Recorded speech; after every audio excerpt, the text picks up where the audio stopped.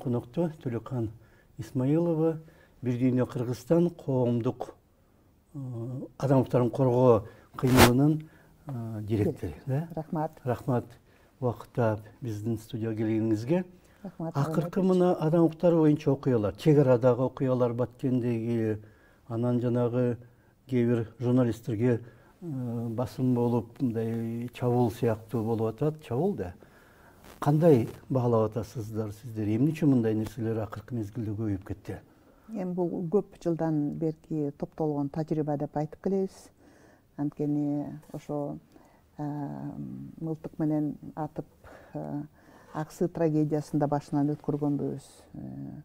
Андан кийин ким кол салган адамдарга, эмне үчүн ошол бюджеттен маян алышып, ошо укук коргоочу институттар адамдарга каршы кол салат деген дагы дилемма бүгүнкү чээрин аябай курч болуп атат. Акыркы окуялар биз үчүн психологиялык жактан дагы аябай оор болду. Анткени сиз айткандай бир четинен Баткен жергесиндеги ушул чек ара маселелери биз өзүбүз көрүп келгенбиз баягы биринчи агрессия болгондо. Ошондо дагы 17 айылды кыдырып, ошо жергиликтүү адамдар менен аябай жолугуп, ошо головной жанагы стратегический объекттин жанына да барып, эл менен баарлашып, специалисттер менен баарлашып, ошо баарын топтоп туруп, жакшынакай кылып депутаттарды чакырып, анда вице-спикер Аида Касмалиева айым болчу. Ошо жергиликтүү Баткенден дагы депутаттар да чакырып, дагы аябай ушул эксперттер менен айылдык ушул топтордун аябай жакшы активисттер менен дагы Бишкекке чогулуп, ушундай бир форум жасаганбыз. Кандайча ушул Баткен чек ара маселелерин бийликке жеткизип, анткени чечүүчү процесстердин баарын тең бийлик тарап чечет да. Ушу аналитикалык аябай жакшы материалдардын баарын алып келип, керек болсо даректүү фильм дагы тартып келип, Совет безопасностька берип, ГКНБга дагы официально жеткирип, жогорку кеңешке, президентке да жеткирип, аракеттердин баарын жасадык. Бирок сиз айткандай кайта дагы кайталанып атканы бул биздин мамлекетте менеджмент жагы жана ошол дайыма биз аябай ушундай чоң үмүт менен күтөбүз да. Революциядан кийин же болбосо ошо революция болоордун астында ким келатат, ким кандай программаларды алып келатат дегенде бизде дайыма бир оору бар кыргыздарда. Бул кетсин, мен келейин дегенчи. Анан ал келген киши мурунку кеткенден да мокочу болуп калып атпайбы, көрдүңүзбү? Уран барган сайын. Анткени бул саясий культура Кыргызстанда, саясий күрөш ушу жакшы мындай бир өлкөм, элим, кандай стандарттар бар адам укугу, кандай кылса гумандуулук болот деген баалуулуктар артка калып эле, эптеп-септеп келсем бийликке, анан жасайм дешет да. Курулай бир ушундай бир сөздөр дагы тарыхта мынакей көрсөтүп атат.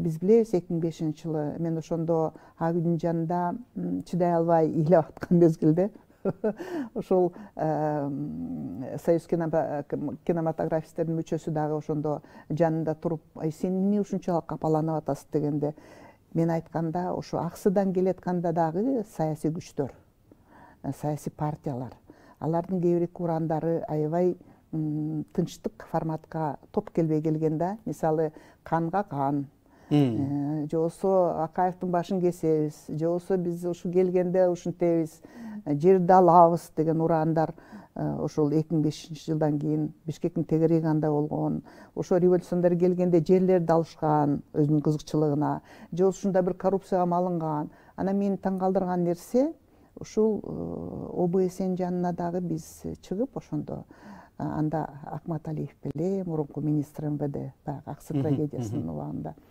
биз айтканбыз, эч кандай ушунчалык көп акчаны бербегиле ички иштер министрлигинечи ошол убакта 2005-жылы. Анткени алардын реформа программасы болуш керек. Ал акчанын пайдасын көрүп, жана индикаторлор көрсөтүш керек. Бул милиция ушул кызыл шапкеден кетип, чыныгы элдик милиция болуп, башка мамлекеттерде, мисалы Эстония, же ошол кичинекей Финляндиядай ушундай бир имандуу жана гумандуу жана эч кандай криминал менен мындай чогуу иштебеген, ушундай бир эгемендүү, тынчтыкты, ички жана сырткы тынчтыкты ГКНБ карайт деген дагы мындай бир водораздел болуш керек деген нерселер болгон. Бирок тилекке каршы ушу канча ОБСЕден реформа деп 2005 жылдан кийин да алышты. Анан ошондой мыйзамсыз иштерди жасап атып, жалаң ошол мындай бир салым кошконда милицияда күч органдары адамдардын жинин келтирип, анткени экинчи революция 10-жылы болду да, ошол 5-тен 10-жылга чейин канча журналисттин артынан тинтишти, канча активисттерди кордоду, канча ушундай бир куугунтукка биз кабылдык да, эч кандай сабактарды алышкан жок да. И ошол милиция мурунку кызыл шапкеден кетпей, түрмөгө барсаң Дзержинский турат, же болбосо тиги ушундай бир кайгы эмгиче. Анан ушул соттошкондо да көрүп калдык, ички иштер министрлигин чакырганда, особенно тынч пикеттер боюнча, алар совет мезгилинде бир постановление, же болбосо ушул Бишкек мэриясын билесиз да, баягы кандай тиги шайлоолордон кийин Ала Тоо площадь, же болбосо ошол эле военныйларды колдонушуп 2005-жылы, 2000 жылдан баштап Акаевдин мезгилинде дагы. Ошон үчүн биз айткыбыз келет, эгемендүүлүк келди, бирок эгемендүү мамлекеттик структуралар, бөтөнчө ушул күч органдары өнүккөн жок. Культура жагынан да, этика жагынан дагы жана менеджмент жагынан дагы. Ошон үчүн бул журналисттерге кол салуу бөтөнчө акыркы мезгилде ошо биздин налогко аябай кийинип алышып, аябай ушундай бир күчтөнүп алышып, беттерин көрсөтпөй, эч кандай процедураларды мындай бир колдонбой туруп, мындай бир чабуул кылганы бул аябай кайгыга алып келди да көп адамдарды, бөтөнчө жөнөкөй адамдарды. Анткени милиция мыйзамды аябай жакшы билип калышты адамдар. Бөтөнчө жаштар, аялдар, мынакей жерлерде иштеп атабыз. Биздин ушул мектепте, жерлерде мектеп эртең башталат, сабактары 60-тан ашык адамдар катышат, бүт региондончу.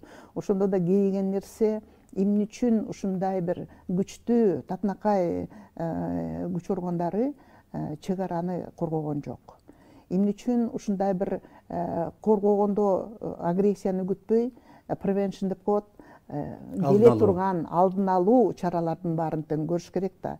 Экинчи жактан бизди дагы кейиткен 1325 резолюция бар, Совет Безопасности болгон. Ал деген ушундай кризистин мезгилдерде аял лидерлер, мисалы тынчтык боюнча, же ошол эле кризистер боюнча аябай форум аялдардын парламентте иштеш керек болчу. Алар эмне кылып атат? Алар отуруп алып, ошол форумдун мүчөлөрү азыр уялбай туруп, ушундай кайгыга келип аткан Кыргызстанды талкуулабай, мисалы алар бул журналист тигинтип атат, анан кактус минтип атат, анан НПОлорду качан тизгиндейбиз, анан качан минтебиз деп былжырап отурушат, кечирип коюшат. Кимдер? Бул деген аял депутаттар. Мисалы уюм бар өзүнчө да? Аялдар форуму бар да, ошол парламенттин алкагындачы. Эми уялбай, ошол мынакей акыркы пресс-службанын маалыматы, форумдун жыйыны өттү, жаңы депутаткалар отурду, шайлашты. Кимден акчаны алышат? Сырттан го? Индиай, американский USAID. Беттери жок ушундай депутаттардын. Аларга, оказывается, можно баарын тең алып дагы, жеп дагы, балдарын да Америкада окутуп, Европада окутуп, мындай жөнөкөй адамдар, фундаменталдык адам укуктары деп коет. Эми тилекке каршы ушу НПОлорду госконтроль деп алынып калды. Бул дагы кандай деп айтсам, Кыргызстанга эч кандай мактанбай эле коюшсун, упай алып келбейт, анткени мунун баары тең эл аралык деңгээлде Кыргызстан жаман менеджмент менен, жаман демократиялык принциптерди бузган мыйзамдар менен бүт Кыргызстандын баарын тең кайта эле сазга киргизип атат. Анткени конституцияда бар адамдардын эң эркин уюмдарды конституциянын алкагында жана эл аралык келишимдердин алкагында ар бир адам түзө алат. Фермер болобу, үйү жок адам болобу, жапа чеккен аял болобу, же болбосо ушундай бир ал деген өзүнчө жумуш, ал деген соцфонд карайт, ал деген тиги налоговый инспекция карайт, отчетторду ачыкпыз. Эмне үчүн ушундай бир куу жана ушундай бир коварный деп коет орустар. Ушундай бир жаман инструменттер менен саясатта отурган адамдар дайыма Кыргызстанды сазга алып келип атканы бул үчүн аябай биз кейибиз жана түшүнбөйбүз аларды. Экинчи жактан бүгүнкү чейин Кыргызстанда Баткен чек арасы болобу, же болбосо башка кризистерди айталыкпы, же болбосо экологиялык кубулуштар болуп атат, же болбосо коррупцияга каршы кандай иштеп атабыз дегенде да биз айтабыз начар иштеп атабыз деп. Анткени мындай бир эффективдүү, мындай бир жакшы жакка бурчу кадамдар аз. Ошон үчүн биз азыр дагы ойлонуп атабыз, кандайча ушул жаңы келген өкмөт менен ачыгыраак көпүрөлөрдү түзүп, балким биздин акылыбыз, балким биздин аракеттерибиз элибизге, жерибизге жардам берет деген дагы үмүттөр бар. Бирок негизи бийликти алганда, негизги ушул парламенттин азыркы кадамдарын, бөтөнчө аялдардын кадамдарын, бул деген мындай бир Кыргызстандын келечегине начар жана ыплас нерселерди алып келип атканы күбө болуп атабыз. Аны менен кошо ошо бийликтегилер жанагыдай сырттан жардам алат, андан тышкары биздин салыктардан каржыланат, туурабы? Анан кайра элге каршы, коомго каршы, журналисттерге каршы. Ошону Нарынайбович, мынакей Казакстандын тажрыйбасы көрсөтүп атат. Казакстан бийлиги канча ушул тынч пикеттерди, ал кече эле болгон жок деген бар деле. Ал деген атайын ушу милициясы жана Белоруссияда бир күнү көрөт аны. Анткени өзүнүн элине өзү баягы 40-45 жылкы фашисттер кол салгандай, өзүнүн элине каршы жасаган бийлик кандай түшүнсө болот. Оны биринчи жыл ачып салган жок эле. Ошон үчүн сабактарды алыш керек да. Элине каршы мындай жаман көрүп элин, же болбосо элди жамандаган бул деген бийликте отурбаш керек. Анткени бийликке келген адам бул тең болуш керек. Жогорку принциптерди колдош керек жана эң ыйык адам укугун, гумандуулукту ушундай бир чачып туруш керек да, Вацлав Хавелдай болуп. Чехияда мисалы. Аны менен кошо коом өзү да өзгөрүп баратат акыркы мезгилде. Баарын эле батыштан акча алса эле, же мындай бийликти сындап койсо эле аларды эл душманы кылып көрсөтүп, мисалы үчүн мына кактуска каршы митинг болуп өттү, э? Биз соц тармактардан да байкап атабыз, радикализм, мун эме деп коет, фундаментальный радикализм, религиозный фундаментальный радикализм деп койсок болот азыркы күндө. Мурундагы угуп калдык, бир нече лидерлерди айтып атат, чочулап, анткени Казакстан окуясынан кийин ушу уктап жаткан ячейкалар көп депчи. Эми аны билип эле атышат, мисалы балдарын сабакка жибербей, же болбосо полдорду алып салып, же болбосо салафитмин деп мен окубайм деген да бул илгери эле башталган. Мисалы биздин уюм балыкчыда ушундай бир мониторинг жасап көргөнбүз да, 9-10 класста окуп аткан кыздарды ушу отургузуп үйүнө сабакка жибербей, бир 15 жыл болду го дейм, ушу биздин мониторингде. Анда Мамытов эмеде болчу, вице-премьер болчу, мурунку омбудсманчы, ошол Токон Болотбекович. Ошол кишиге да жиберип биз айтканбыз, эмне кылабыз, анткени балыкчыда 15 жыл мурун анда кара шаар болуп калган, базарлардын жанында атайын дүкөндөр ачылып, керек болсо мындай бетин жапканга чадырага окшогон эмелерди сатып, кыздар кара кийинип, ушундай болуп калганда, ушундай анан аябай көп мечеттерде жанакы пакистанский мындай шымдарды кийип алып, давать жасап, чуркап жүргөнүн байкап биз айтканбыз, качество образования, же болбосо ошол билимдин булактары Кыргызстанда жок болуп келатат деп, бул биздин гана эмес, бул деген проон менен өкмөттүн жылдык отчетторунда, мисалы Кыргызстан 120-нчы болуп былтыр кабыл алынды. Анда жаңы бийликтин аракети болду, анткени алар көрсөтүп башташты, кандай иштерди жасаган атат. Мисалы зеленый экономика биз кубаттайбыз. Бул деген аябай жакшы нерсе. Глазгого барып дагы аябай чоң өзүнө бир жакшы альтернативный иштерди алып келди. Бул деген сонунда экинчи жактан тоолорду кандайча сактайбыз деген нерселер. Бул деген келечекке коопсуздукту жана өнүгүү процесстерине жакшы бир мындай бир үлүштөрдү алып келчү инициативалар. Бирок ошол 15 жыл мурун балыкчыда кыздарды күйөөгө даярдап ачкан, көбүнчө жакырчылыктанчы. Күйөөгө чыкса кызыбыз кичине унпун болот, кичине бир бай жерге берсек, экинчи аял болобу, үчүнчү аял болобу деген да нерселер болгон. Ошондо вице-премьер менен чогуу да биз иштеп, аракеттер жасаганбыз. Мынакей бүгүн балыкчы жаш мэрлер келип атат. Жакшы мына бүгүн Ошто турат мэр болуп дагы аябай көп жакшы иштерди жасап атышат, аракет жасап, оңолуп атат жакшы жаккачы. Бирок бизди кейиткен нерсе 5-күнгө чейин уурдашат чиновниктер көбүнчө. Анан 5-күнү мечеттин жанына барып, анан Кудайым кечир дегени жума намаз бул деген аябай ыплас жана жаштарга же ушундай бир өнүгүү процесстерине балта чаап атат да.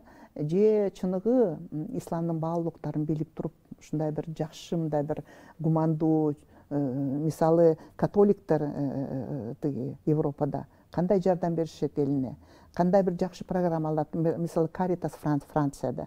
Бул деген өкмөтүнө канча жакыр адамдар бар, канча аялдар жалгыз калды, канча балдар мектепке бара албай көчөдө калды, же болбосо балдарды сатуу деген дагы дүйнөлүк бир чоң программа бар. Аябай балдарга каршы ушундай бир преступный каналдар бар да. Эми ошондойлорду биздин мечеттер жасабайт. Жалгыз гана пропаганда, керек болсо телевидениеде отурушуп пропаганда.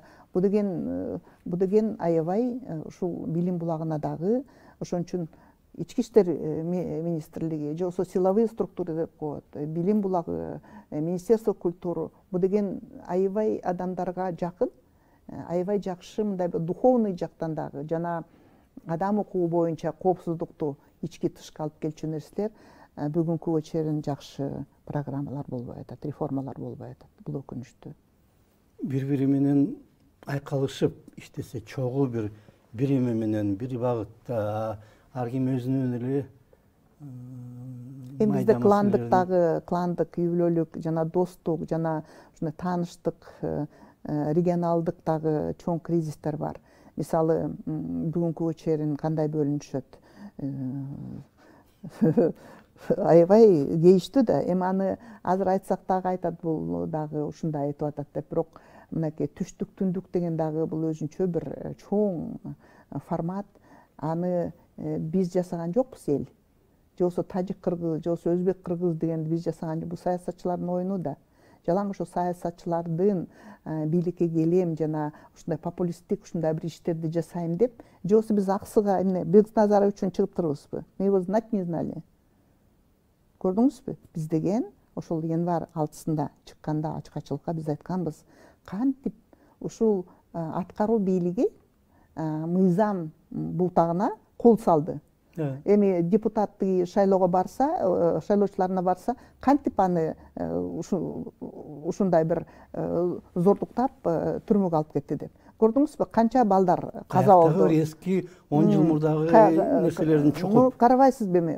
Эми ошону дагы саясатчылар эмне кылды? Ушундай элдин керек болсо ушундай бир көтөрүлүш болгон, тынч жана ушундай бир элдин духу көтөрүлүп, эч кандай мындай бир Кыргызстаныбызды жаман жакка алып барбайлык, ушундай бир жакшы өлкө болсун деген нерселерди, принциптерди ачык айтсак, ошондо коалиция демократия граждандык коом үчүн ачкачылык да болуп, кандай активисттер ошол карталардан өйдө алып келип жерлерди бербейбиз деп, кандай бир сонун бир демилгелерди саясатчылар өзүнүн кызыкчылыгына алмаларын, керек болсо ошол үлүштөрдүн баарын тең алып, мына бүгүнкү күнгө чейин жалаң ошо бийлик үчүн күрөшкөн саясий партияларда бүгүнкүгө чейин бир да демократиялык, жакшы, гумандуу, теңдикти талап кылган жана ушундай тазалыкты талап кылган бир да партия жок.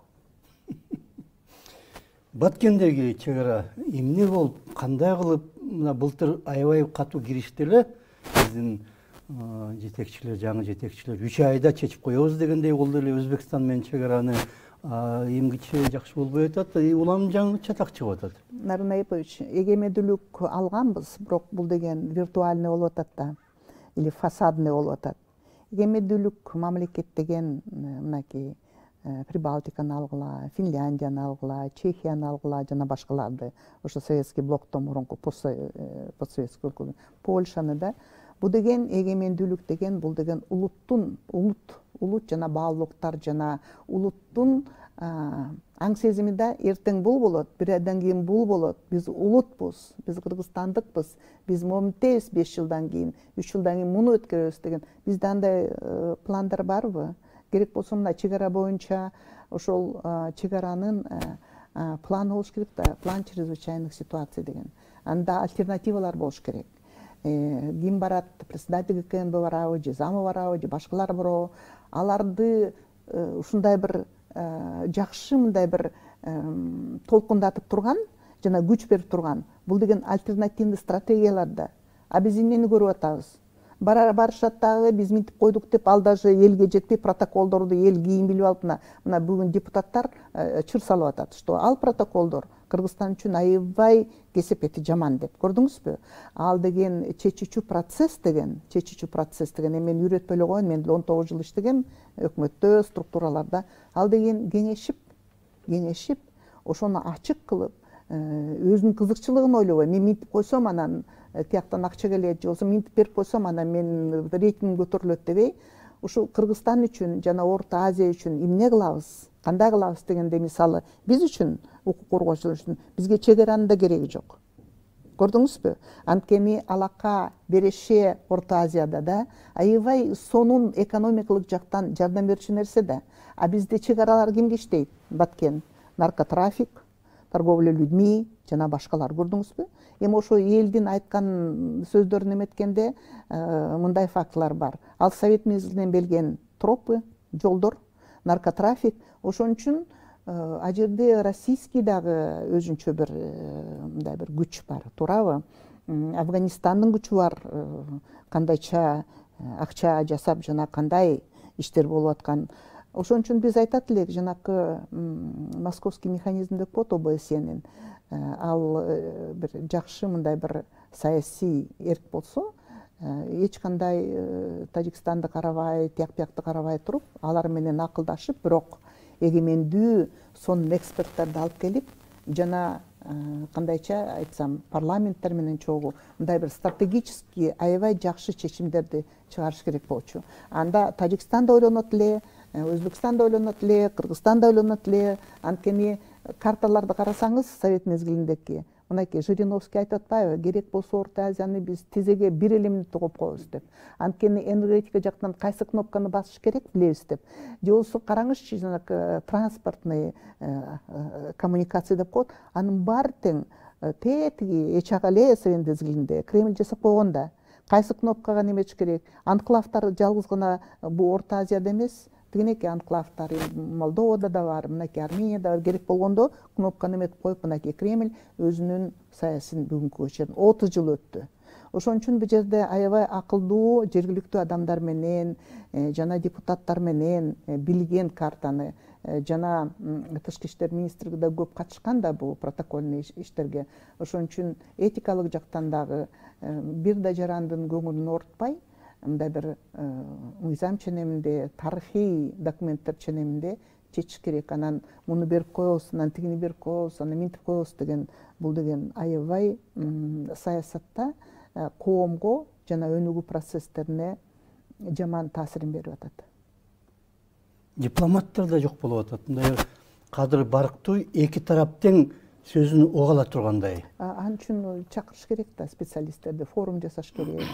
Керек болсо мынакей биздин президент эле чакырып, ушундай бир жакшы Орто Азиялык форум жасаса, бул не только Тажикстан, Кыргызстан экөө эле эмес. Бул деген Орто Азияга аябай жалпы. Орто Азиянын азыркы аябай мындай бир коркунучтуу нерсе бул Афганистан болуп атат да. Мынакей бир четинен Казакстанда да көрдүк эмне болуп атканын. Ошон үчүн бул жерде акыл менен жана тынчтык инструменттер менен ушул келе берчү же болбосо келе жаткан коопсуздуктарга каршы жакшы кадамдар чечилиш керек, пландар. Баары түшүнүш керек да аны. Анткени эгерде мынакей биз барганда ошол эле тажик менен бир күйөөсү тажик, аялы кыргыз, сонун үй бүлө. алар ыйлап атпайбы, биз эмне, биз адамбыз деп мына балдарыбызды өстүрүп атабыз. Керек болсо Тажикстанга биз жакшы больницасына барчыбыз. Же болсо Тажикстандан кайта бизге ушу экономикалык жактан аябай Кыргызстандан көп жардам болуп атат. Эмне үчүн ушундай болуп атат деп эл ажердеки мынакей эжекелер ыйлап атат кечээ. Эми карабайсызбы, ушу 36 киши өмүрү кетти да. Эми апрелде кичинекей кызыбыз ушул октон, снарядтан мүрт кетти апасынын көзүнчө, сиңдисинин көзүнчө. Эми ошол дагы бүгүнкүгө чейин мыйзам жактан это агрессия тынч мезгилде деген дагы формат бар. Дагы эле активисттер, юристтер чуркап тиги МУСка чейин, Международный уголовный судка чейин айтышып, дагы жакшы жарандык коом бар. Эми ошону дагы эми айтып атышат да, жарандык коомду ушунчу керек, мынчы керек деп депутаттар келип алып. Ошон үчүн мен азыр аябай изилдеп атабыз, кандайча ушу процедураларды бузган, ушу канча жылдан бери жарандык коомго кол салган жана жаман мыйзамдарды чыгарган депутаттарды жоопко тартыш керек. Бул деген биз мына административдик сотто, жогорку сотко чейин жеттик. Бирок мыйзам ченеминде процедуралар жок экен. Кандайча жаман депутат ушундай кылмыш жасаса дагы, ушундай бир жакшы процедура жок экен да, аны жоопко, анан безнаказанность жоопко тартылбай, анан ошон үчүн чоң коррупция болуп атат да, бул деген саясий коррупция болуп атат да. Жакшы эмес. Убактыбыз биздики бир 4 мүнөттөй калыптыр. Алматыдагы окуялардан кандай таасир калды сизге жана эмне кылыш керек, кыргыз коому эмнени үйрөнүш керек? Эми биз Казакстанды аябай ушу 2-январдан баштап 14 январга чейин күндүр түндүр ал жерде да биздин шериктештер бар. Баарын көрүп аттык. Бул деген чоң глобалдык коррупция деп айтсак болот. Анткени биз жакшы билебиз, Атырау, Актау, ал жерге барып дагы көрүп да келгенбиз. Ошол мындай бир канчыккан жер Жан Өзен.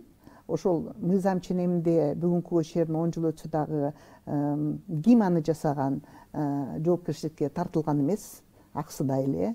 11-жылы. 10-жылкы июндагы окуяда мунун баары кайта келет экен да. Эгерде ошол кылмышкер бийликти кармап туруп, анан өзүнүн элине карата ушундай каршы кылмыш жасаса, эгерде аны жоопко чакырбаса, ал андан 5 бетер жасайт экен да. Мынакей ошол эле эки президенттин талашы. Бизде ошондой болгон, бирөө тиги үйүнө жамынып алып, атып салам ментем деп коркутуп, экинчиси мынакей чабуул кылып, жалаң ошол жанагы тамашанын акчасын бөлүшө албай. Тиги Казакстан аябай бай да. Анан ошо жалаң элде эмес, жалаң байлыкты талашып, жана башка күчтөр менен элдин оозун жапканга аракет жасашты. Бул жакшы бүтпөйт. Эмгиче иликтөөнүн эми көпкө созулат го, бирок чыныгы ошол эмнеден болгону, кандай окуялар болгону, жанагы аскери колунда куралы бар адамдарды аянтка ким чыгарганын иликтене турганы да арсар. Спецтехнологиялар бар да, мына Белоруссияда көрүп атабыз кандай Лукашенко өзүнүн тиги уже адамдар деле калбай калды, уже түрмө толуп кетти. Ошондой болуп атат азыр. Андан үйрөнүп алышып, ушул Казакстанда ушундай иш болуп атат. Бул кайгылуу нерсе, бирок эл кечирбейт. Бул деген сөзсүз мыйзамдуулук жана ачыктык, жана ушул күнөөлүү кылмышкерлерди жоопко тартчу мезгил келет. Бирок бизди аябай кейитип атканы, президент Токаев айтып атат, ушул самолет менен жана машина менен атайын учуп келишип, жакынкы мамлекеттен, кайсы бир шаардан деп, бирок атын атаган жок. Анан күндө бир жомок айтат да, бул деген аябай бул ыплас нерсе. Жакшы эмес. Жакшы эмес. Ошол эле учурда сырткы күчтөрдүн да таасири болушу мүмкүн. Бизде да Кыргызстанда ошол сырттан таңууланган бир эрежелер бар.